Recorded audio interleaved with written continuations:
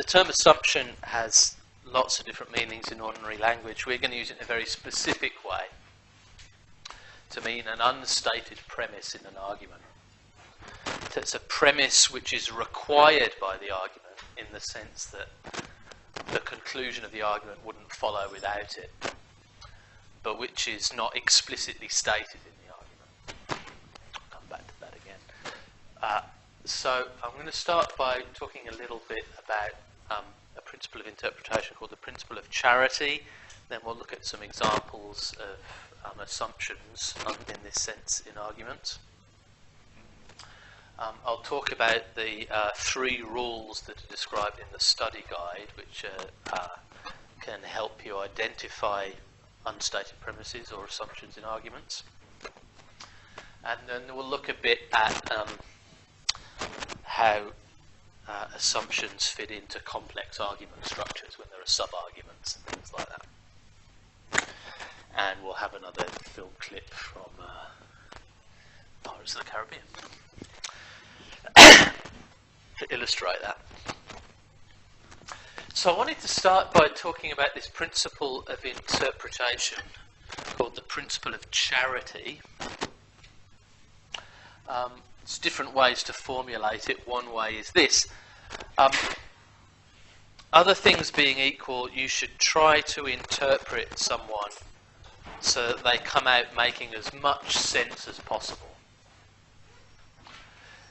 So what that means is, even if what someone has said is kind of literally false, it might be a better interpretation of what they've said to reinterpret it slightly so that it makes more sense. So it's the kind of thing that someone sensible might say, so that it comes out true rather than false, in other words.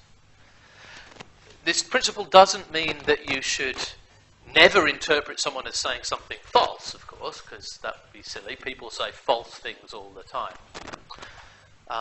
As you will have noticed, though, from the examples that we've seen and in assignments and examples of arguments that you might have looked at in tutorials, there's often a little bit of ambiguity or unclarity about exactly what the argument is or what the claims are that the person is trying to make. Which means to say there's ambiguity is to say there's more than one possible interpretation. So this principle gives you guidance about which interpretation to pick. And what it says is, pick the strongest possible interpretation, in the sense of the interpretation that makes what the person said come out as true as possible or as sensible as possible. Why do that? Well, there are many reasons. One reason is that good critical thinkers are fair to their opponents. Right?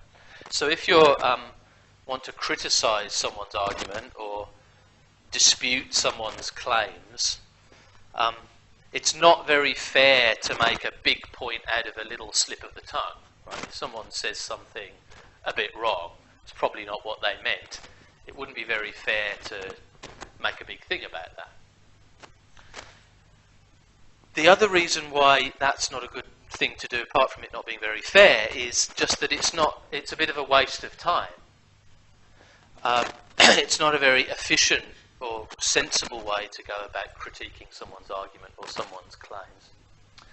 Because if what you're focusing on is a kind of minor slip or something that the person could very easily say in response to your criticism, well, yes, okay, that is actually what I said, but of course what I meant is this. Right. And that's sort of a reasonable enough thing for them to say. I meant to say this, you're picking on a minor slip of the tongue that I made. Then your criticism has been wasted. Right. So don't bother, just do that reinterpretation for them. Set up the strongest possible version of their argument that you can and criticize that.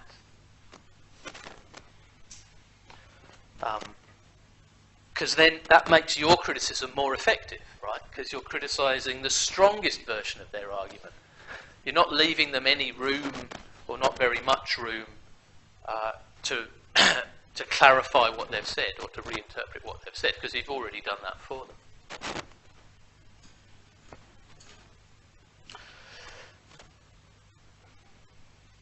This is especially important to try and do this, I think, when you're evaluating arguments for claims that you think are probably not true. Because remember the problem of my side bias that I've mentioned a couple of times. People underestimate the strength of arguments for claims that they think aren't true, and overestimate the strength of arguments for claims they think are true. So if you're arguing with someone or critiquing someone's argument where the claim that they're making, the conclusion of their argument, is something you strongly disagree with, you're especially prone to this kind of making this kind of mistake, to interpreting them uncharitably, as we would say, to putting the sort of weakest interpretation of their claims or arguments as possible. So it's especially important when you're critiquing claims you disagree with to apply this principle of charity. In the literature on fallacies, sort of fallacies in reasoning, there's a name for the kind of fallacy that's committed when someone basically ignores the principle of charity, either deliberately or not so deliberately, when what they do is attack an interpretation of a claim or an argument which is not the best interpretation, not the strongest or most sensible interpretation of the claim or argument. Does anyone know the name of the fallacy I'm thinking of? It's got a couple of names. Yeah? Thanks. The straw man fallacy, that's exactly the fallacy I was thinking of, yeah. The straw man fallacy is committed where you, instead of attacking your opponent's claim, you attack, or theory or argument, you attack a misinterpretation of it. You either deliberately or not misinterpret their claim to make it look stupid or not sensible, or to make it much, much easier to refute. That's the metaphor, right? So you're pulling apart a straw man, which is very easy to do because it's just made of straw. I'll show you an example of the straw man fallacy, which comes from some creationist literature. This is a real example. It's such a good, extreme case of the straw man fallacy that I'm tempted to rename the straw man fallacy after this example. It's an argument against the theory of evolution. And it goes like this. According to the theory of evolution, the whale, which as you'll all know is a mammal, right, suckles its young like we do on milk. The whale evolved from a land-dwelling mammal similar to the modern cow. That's true. That is indeed what modern evolutionary theory says about the evolution of the whale. But this shows that the theory of evolution is ridiculous, can't possibly be true, this argument goes, because how could an animal that was half a cow and half a whale survive? Right? And it's taken me ages to find this picture, but in the book that this comes from, this went with a picture of the whale cow. Right? So it's got the front half of a whale. In fact, it's both a male and a female cow. It's got horns and udders. And as you can see, the back half of the whale. Right. But look, you don't have to know much about the theory of evolution to know that that's not what it says, right? That's not how it's meant to work. The theory of evolution does not say there was ever any animal like that. So they're setting up a straw man or whale cow version of the theory of evolution and attacking that, right, instead of attacking the real theory. So the principle of charity is a principle that enjoins you, in effect, not to set up straw men. This is a very extreme example. There can be much more subtle examples of uncharitable interpretations, as we'll see in a minute.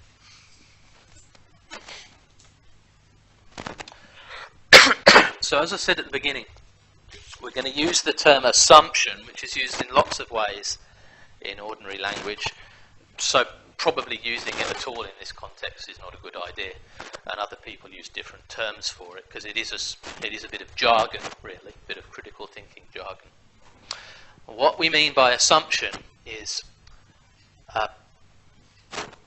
premise, it's like an invisible premise in an argument. So it's a claim that's required in order for, that must be true in order for the conclusion to follow from the stated premises, but it's not explicitly stated. So it's an unstated essential premise in the argument. So it has to have those two features. It has to be essential to the argument, and it has to be unstated in the argument. So unstated premise or implicit premise are other terms that are used for this idea. Have a look at this example of an argument. A great deal of research shows that ordinary lectures are an ineffective method of teaching. That's actually quite true. Conclusion, universities shouldn't use them. Shouldn't use ordinary lectures. Right. So you've got a premise and a stated premise and a conclusion. Ordinary lectures are an ineffective method of teaching, therefore universities should stop using ordinary lectures. There's an unstated premise in this argument, I'd say. There's a, if you like, a generalisation that you need to go with one that's required in order for this conclusion to follow. Does anyone want to have a go at stating it?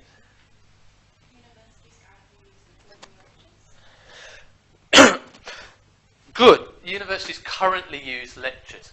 In fact, I don't think this argument does assume that. Because even if universities didn't use lectures, currently use lectures, this conclusion that they shouldn't use them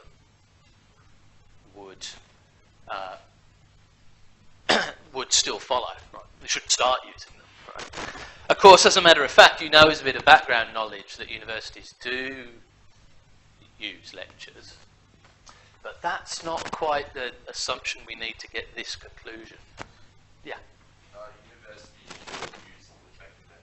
Yeah, universities shouldn't use ineffective methods of teaching. That's one way to state it.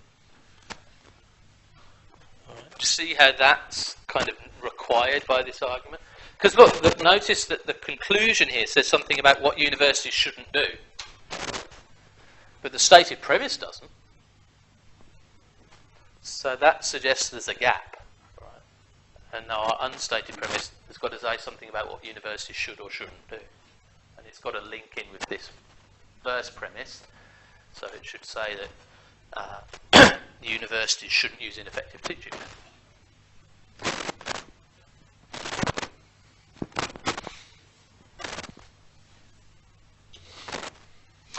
If we were doing a diagram of this, I'll notice a couple of things. When I put this in standard form, I put an A for assumption next to the label for that premise, just to indicate that it's an unstated premise, not explicitly part of the argument.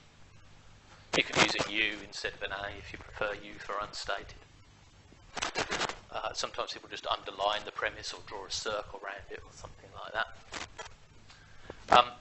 If we were doing a diagram now, notice that A2 would be linked with 1. These premises provide linked or codependent support for the conclusion.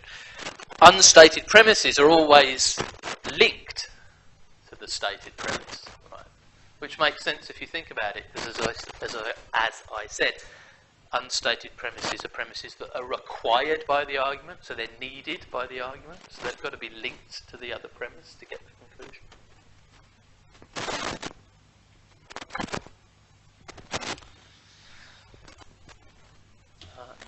Let's look at another example. This example is taken from a book by Peter Singer, the famous Australian ethicist and philosopher who you'll have come across if you've done first year philosophy, you've done first year ethics here. Practically anywhere in the world, actually, you'll have read some Peter Singer if you've done first year philosophy. He wrote a book in, about, when was it, 2004? About George W. Bush, the most recent George Bush, and about his moral arguments, because Singer had noticed that lots and lots of the arguments that Bush put forward in support of many of his policies were essentially ethical arguments, moral arguments.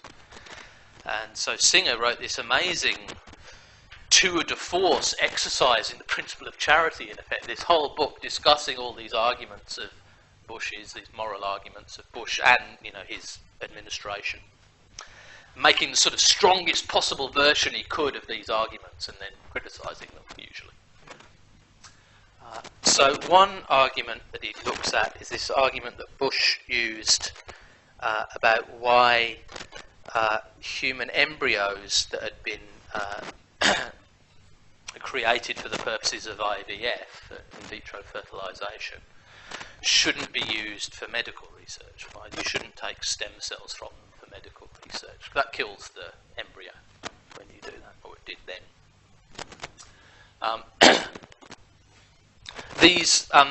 What we're talking about here is embryos that would be destroyed anyway because they're unneeded ones, unwanted ones. So in the process of IVF, you might fertilise lots and lots of eggs, implant one and see if the pregnancy takes.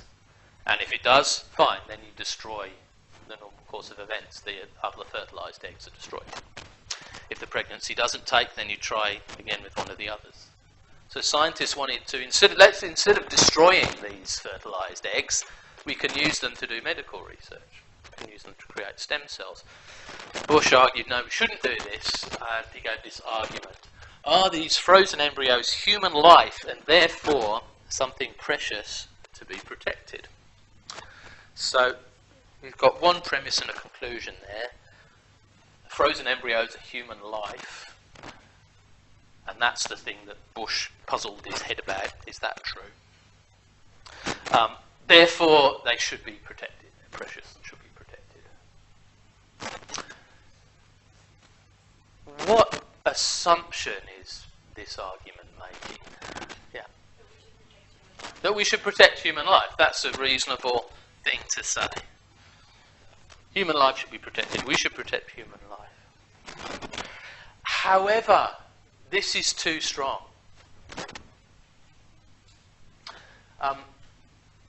If we make this our interpretation of what Bush has said, now we're putting some words in his mouth. He hasn't explicitly said this.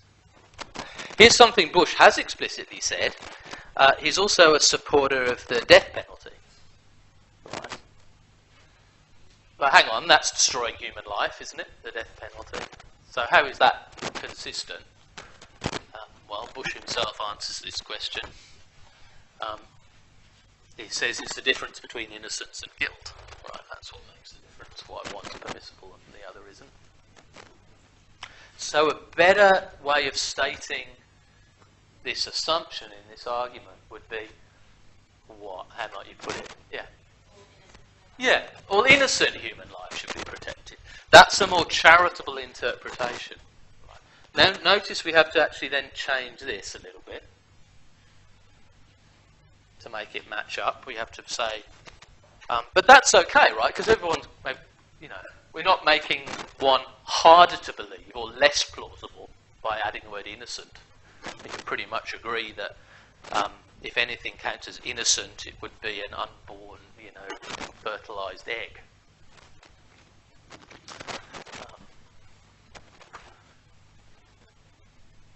Do you get the point? Right. This is a more charitable interpretation. Because if we now attack this argument, which is the argument that Bush, that Singer attacks, we've made our job harder, right? Because it's actually harder now to.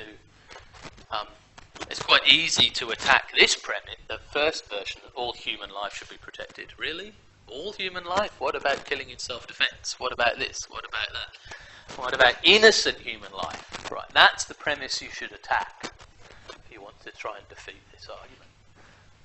That's a harder task, right? Because it's a weaker premise.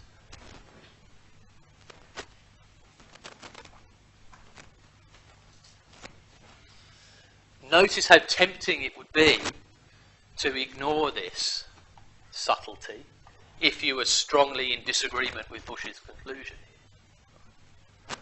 So again, principle of charity is especially important to think about that quite a lot when you're attacking arguments with conclusions you disagree with. Identifying assumptions, unstated premises in arguments is, I think, probably one of the most difficult things to do in argument analysis and argument evaluation.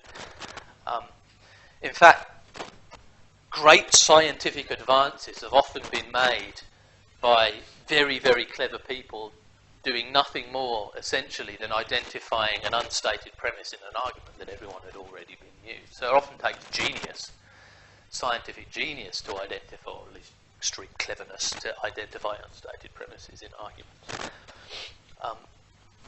So it's not surprising that it's difficult. You will find it difficult. We'll give you exercises to do where it's not too difficult, where certainly you don't require scientific genius to work out what the assumption is, but you will find it difficult, and that shouldn't be a surprise. If you can identify unstated assumptions in arguments, this can be a very powerful method for evaluating arguments, for criticizing arguments. Especially if you can determine that an unstated premise in an argument is false or not very plausible. Because now you have a very powerful criticism of the argument. You can say, look, as it stands in this argument, the conclusion doesn't follow. Right? We need to assume something to get the conclusion to follow. But if we make that assumption, then we're introducing a false premise into the argument.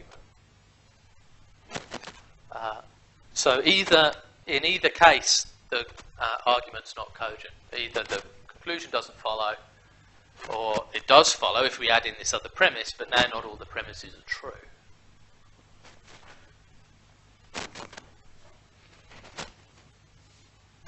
So identifying assumptions or unstated premises is sort of an exercise both in argument analysis, because you're kind of working out what the argument is, what its structure is, but also an exercise in argument evaluation at the same time.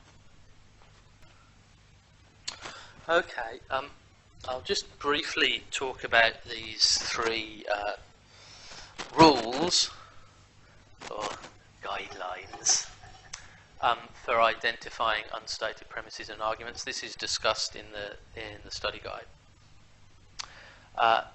This terminology was invented by Neil Thomason of the University of Melbourne.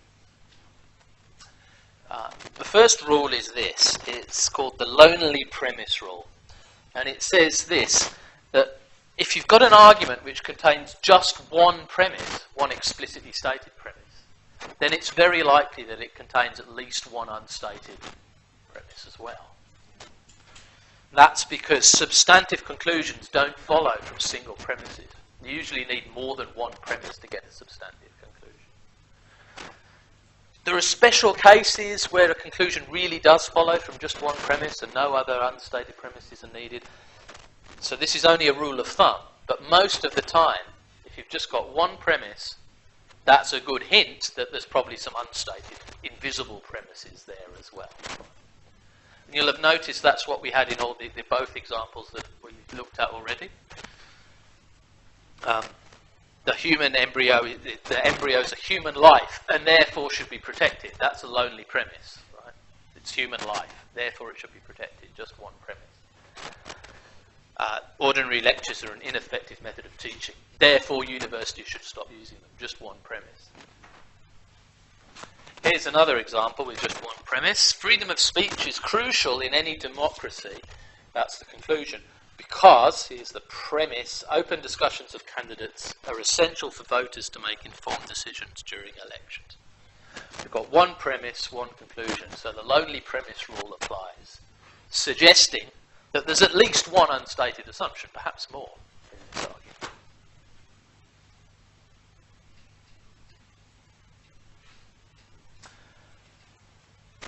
So, okay, you can get that far and then kind of get stuck a bit on, okay, so what is the unstated assumption? This is where the other two rules come in useful. The second rule is the rabbit out of a hat rule, or the rabbit rule, as Neil Thomason calls it. The metaphor here is a conjurer pulling a rabbit out of a hat. Right? So he shows you the top hat and it looks empty, and then he pulls a rabbit out of the hat. Right? How does he do that? Yeah. Or the rabbit was already there. Right?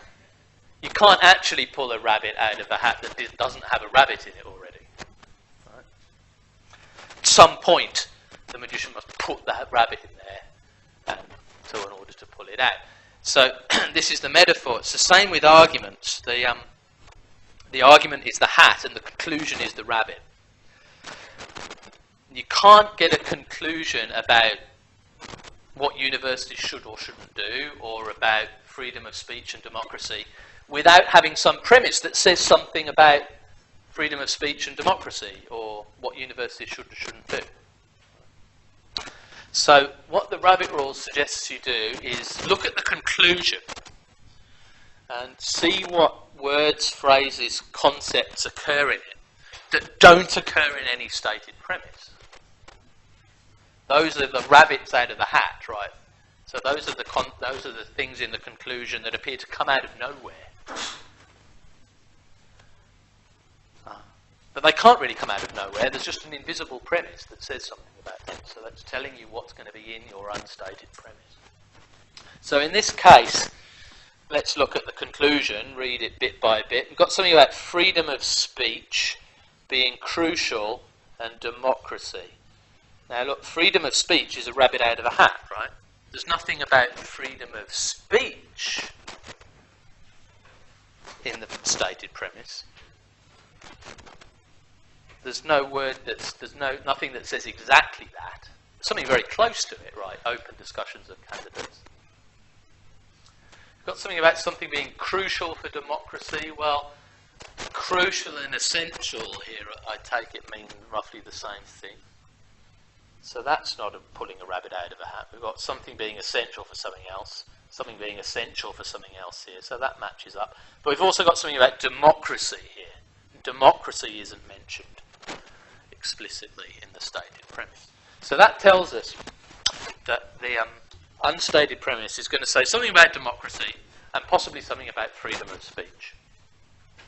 Actually, what I'm going to do is separate this into two unstated assumptions. So yeah, there is. You might be able to put it into one complicated unstated assumption. It's sometimes easier to do it in two. So let's just pick one of these rabbits, democracy. So we've got to have this conclusion talks about democracy, but this doesn't, so our unstated premise has got to say something about democracy. Well, what about democracy? Now you apply the third rule, which Neil calls the holding hands rule. What this enjoins you to do is to look at the premises that you've stated so far and see if there are any concepts in the stated premises that don't occur in the conclusion and also don't occur in any other premise.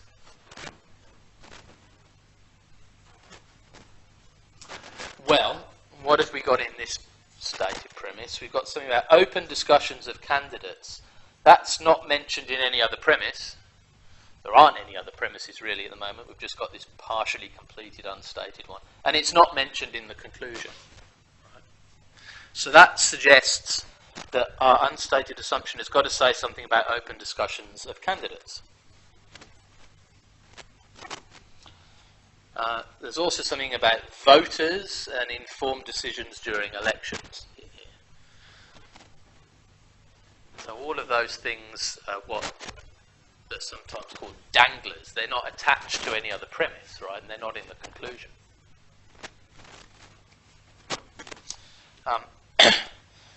So if I add those concepts into our sort of partially completed version of the unstated premise, we've got something about voters, something about making informed decisions during elections, and something about democracy. Now what you have to do is try and apply a little bit of logic to try and make that into a complete statement so that the conclusion follows validly from the stated premises. Here's my attempt to do that. The ability of voters to make informed decisions during elections is essential for democracy. Something like that. Does that make sense? Now, to some extent anyway, are two stated premises of holding hands, which means there's a match-up between concepts mentioned in one premise and mentioned in the other premise. They're linked properly. Because now, premise 1 talks about open discussions of candidates. Hang on. Sorry. Premise 1 talks about making informed decisions during elections, which is in here. And this something about democracy, which is mentioned in here. Right. But there's still something missing. Right. Remember previously we had, so those are the things that match up. Something about voters, something about making informed decisions during elections. But we've still got this. That's the holding hands rule applies to that. That's a concept mentioned in one premise, but not in the conclusion, and not mentioned in any other premise. Right. So we're going to need a third assumption here that says something about open discussions of candidates. Right. We've also still got this concept in the conclusion, which isn't in any of our stated premises yet, freedom of speech. That's the thing we left out earlier. So we're going to have something about open discussions of candidates, and something about freedom of speech. Does anyone want to have a go at stating this assumption?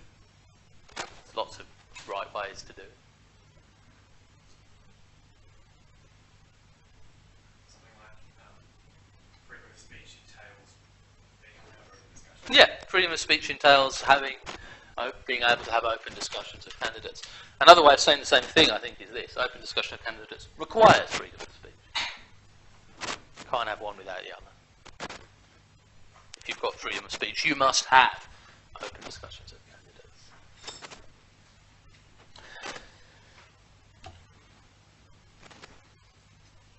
So we've got 3 linked premises now, 2 unstated. Right. There I'll put them in a different order to try and make it clearer. Freedom of speech is essential for there to be open discussions of candidates. And open discussions of candidates is essential for voters to make informed decisions. And being able to make informed decisions is crucial for democracy. Therefore, freedom of speech is crucial for democracy. We've got, in effect, this has become a hypothetical syllogism now. If A, then B, and if B, then C. Therefore, if A, then C. Actually, there are 3 premises, aren't there? If A, then B. Freedom of speech, then open discussions. If B, then C. If open discussions, then if informed decisions, then open discussions. If C, then D. If you're going to have democracy, then you're going to have open discussions. Therefore, if A, then D. Sorry, I kind of fluffed that a bit, but you get the idea, I hope. Now you have a go. Here is a little argument. The number of hospital emergency room visits by heroin users grew by more than 25% during the 1980s. Clearly then, the use of heroin rose in that decade. So, what's a good way to state the assumption in that argument? We're looking for the claim that's required by this argument. Notice that all those possible answers are things that are kind of plausibly true in this context, but only one of them is really required by the argument. There's only one of them is really required in order for the conclusion to follow from the stated premise. I'm very impressed. That's the right answer. C. Good. If you look at the conclusion, the use of heroin rose during that decade, in other words, the 1980s. There's something in that conclusion that isn't actually mentioned in the stated premise. The conclusion talks about usage of heroin, or incidence of heroin usage as it's put here. But that's actually not what's mentioned in the premise. The premise talks about visits by heroin users. So our unstated assumption has got to link up heroin usage with visits by heroin users to hospitals. Right. And the obvious thing to say is that those two things increase or decrease together. There's one's proportional to the other. And notice that identifying that assumption indicates that this argument's actually a bit flawed, because that's not necessarily true.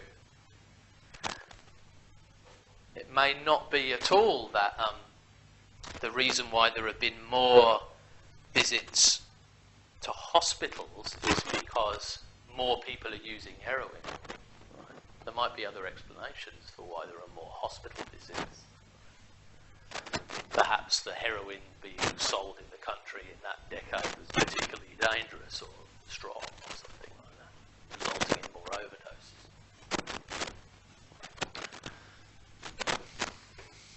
Or the way people are using it has changed. Just in the last few minutes, talk a little bit about assumptions in convergent arguments, where you've got independent premises. Look at this argument. We've got 3 reasons why interest rates should be reduced. Right? Looks like 3 premises. But in fact, all 3 of those premises are lonely. All 3 of them are lonely premises, because they're not linked to each other. Right? So really we're saying here that 1 by itself is meant to be a reason for supporting this conclusion. 2 is an independent reason for supporting this conclusion. So all these premises are lonely in the sense that I've used that term. So that suggests that there are how many other assumptions in this argument? 3, yeah, thanks. 1 linked to each of those premises. Right. So what would they be? Well, how about this? The economy is slowing down fast. We need something linked to that to get this. Interest rates should be reduced. Well, notice interest rates is a rabbit out of a hat, right? It's not mentioned here. So is reducing interest rates. So this assumption's got to say something about reducing interest rates, and it's got a link to this. Economy is slowing down. This is not the only way to put it, but it's one way. Reducing interest rates would solve the problem or partially solve the problem. We don't want to make it too strong. Of the economy slowing down. It would make the economy grow a bit faster or something like that. What assumption would go with 2? Many companies are in great difficulties, therefore interest rates should be reduced. Again, you've got to say something about interest rates being reduced and connect that up with companies being in great difficulties.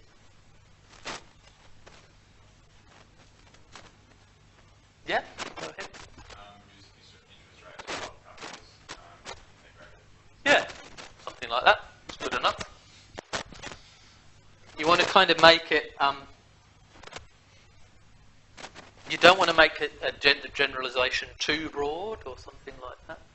You want to make it kind of just enough to help the conclusion come. Consumer demand has fallen off dramatically, therefore interest rates should be reduced. What assumption would go with that? Yeah. High interest rates.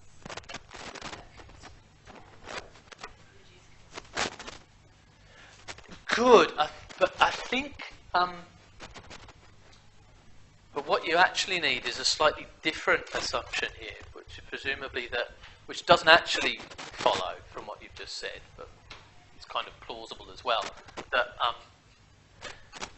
not just that higher interest rates reduce demand, but that lowering them would increase demand, right? Because those 2 things sound like the same, but they're actually not, right? But it's the second thing I think that you need to get this conclusion. I mean, there's also a key rabbit in this conclusion, which I haven't mentioned yet. It's a very, very important one. It's that little word should. The conclusion here is about what we should do. It's a normative conclusion, as we say, right? But in fact, there's nothing in any of those premises, even the unstated assumptions that I've included yet, that says anything about what we should or shouldn't do, what we're trying to achieve. This argument is, of course, assuming various things about the economy growing being a good thing, or companies being in difficulties being a bad thing, something we should avoid or try to eliminate or something like that. So you would need to somehow add those, probably as a third unstated premise that goes with each of these things, about these things being bad things, something we should try to do something about to change. Okay, thanks for that. Let's leave it there.